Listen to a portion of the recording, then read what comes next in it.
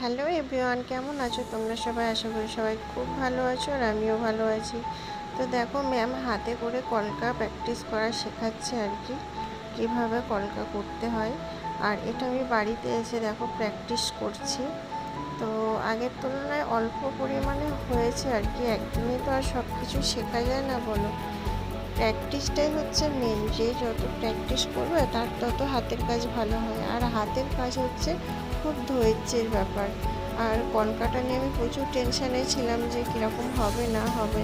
তো ম্যাম তো এত সুন্দর করে হাতে ধরে মানে দেখাচ্ছিল আর কি, শেখাচ্ছিল।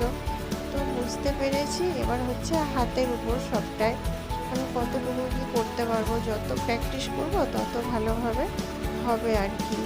তো এই যে আগের তুলনায় তো খুবই ভালোই হয়েছে। আর এটা হচ্ছে ফার্স্ট প্র্যাকটিসে, আর এটা হচ্ছে সেকেন্ড।